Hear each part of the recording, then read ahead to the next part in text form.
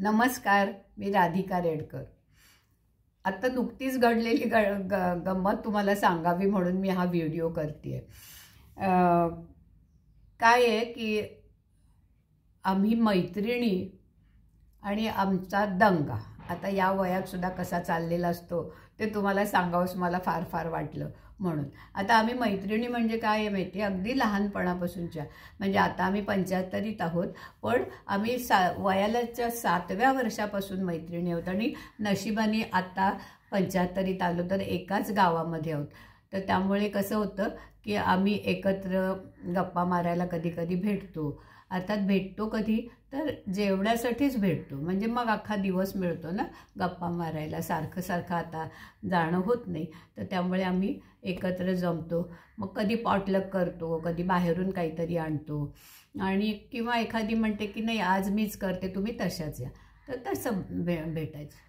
गप्पा मारायच्यासाठीच मुख्य असतं जेवण हे आधी गौण, आणि आता या वयात जातो कुठे खूप काय खायचंही, असं काही अमुक खायचं तमुक खायचं असंही काही नसतं।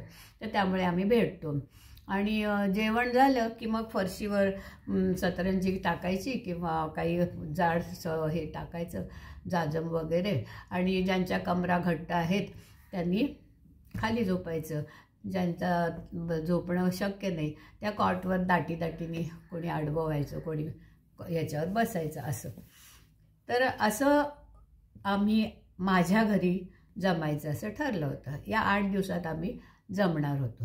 मग आता 8 दिवसात म्हणता आता झाले 4च दिवस राहिले, तर म्हटलं एक जंटल रिमाइंडर पाठवावं असं मी विचारत होते, तोपर्यंत व्हॉट्सअपवर एक पहिला हे आला, मेसेज आला की सख्यांनो, आपण 14 तारखेला लीनाकडे जमणार आहोत, याची आठवण आहे ना, आपण साधारण 1 पर्यंत भेटूया आणि लगेच जेवूया आणि मग पूर्ण गप्पाच गप्पा। अर्थात लीना म्हणजे मी, तुमच्यासाठी मी राधिका रेडकर, पण माझं लहानपणचं नाव आहे मृणालिनी आणि माझ्या मैत्रिणी किंवा घरचे लोक मला लीना म्हणतात। तर आता समजून घ्या की लीना म्हणजे मी ते। तर मी लगेच तिला लिहिलं, विजय धन्यवाद, कारण आत्ता मी मोबाईल हातात घेतला तो हाच मेसेज करण्यासाठी की तुम्हाला आठवण द्यायची 14 तारखेला तुम्ही माझ्याकडे येणार आहात म्हणून। तर या मी पानं घेऊन वाट बघते, आला की गरम गरम जेवायला। हे झाल्यानंतर मस्त आता माझं मन सुरू झालं की अमुक करूया तमुक करूया असं मनामध्ये। तेवढ्यात त्या आनंदाने फुगलेल्या फुग्याला टाचणी लागली। एकीचा मेसेज आला की मला ना 2 दिवसापासून सर्दी आणि खोकला प्रचंड झाला आहे, घसा एकदम धरलेला आहे, मला बोलायलाही येत नाही, पण मी येणार, कारण मी बोलले नाही तरी ऐकायचं काम कर। चला ठीक आहे, सर्दी कमी झाली तरच ये बाई असं सांगायला, कारण आता इतकं चाललेलं आहे ना सगळं व्हायरल तेवढ्यासाठी। तोपर्यंत दुसरीचा पण आला की अगं मला पण अगदी नाकाला गळती लागली आहे, पण मला असं वाटतं मध्ये आहेत 2-3 दिवस तर होईल बरं, मी येईन आणि आम्ही दोघी मिळून येऊ, म्हणजे 2 सर्दीवाल्या एकत्र मिळून येणार। ठीक आहे, काय होईल ते बघू म्हटलं तोपर्यंत। मग तोपर्यंत तिसरीच मेसेज आला। मला खरं अचानक मला एक अडचण आलेली आहे, मी सध्या गप्प बसलेली आहे, पण झालं आहे काय की माझ्या नात्यातलं कोणीतरी गेलं होतं तिच्या आणि तिला जाऊन भेटून यायचं होतं। तर हे अगदी खरं जेन्युइनच होतं ना, पण हे जरी सगळं असलं तरी आपलं मन कसं असतं की आता आपण भेटणार, गप्पा मारणार, हे सगळं आपल्या मनाने घेतलेलं असतं, मग हिरमुसलेपणा येतो थोडासा। पण आता वयाप्रमाणे आपण शहाणं व्हायला पाहिजे ना, तर त्यामुळे मी त्यांना लिहिलं ठीक आहे, आता या सगळ्या खऱ्याच आहेत अडचणी तुमच्या, तर आपण पुढे रद्द नाही करणार आहोत, आपण पण पुढे भेटू तुम्हाला बरं वाटल्यानंतर।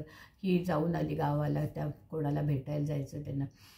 तर माझ्या त्या एकंदर लिखाणात माझं दुखरे पण थोडंसं आलेलं असावं, त्यामुळे आमची एक जी भारी मैत्रीण आहे ना, तिने माझा मेसेज टाकला, लीना मी शुक्रवारी येणारच आहे, मी काकांना सांगून ठेवलं आहे। काका म्हणजे रिक्षावाला काका, तिच्या घरापासून माझ्या घराकडे यायला 1 तास लागतो, पण तरी बहादर म्हणाली की मी येणारच आहे, जेवायचं काही फारसं हे करू नको, कारण मला काही फारसं खात नाही मी, तर त्यामुळे तुला माहितीच आहे, तर साधं काहीतरी करूया, पण मी सगळ्यांच्या वाटच्या गप्पा मारते तुझ्याशी आणि मस्त गप्पा मारत बसूया।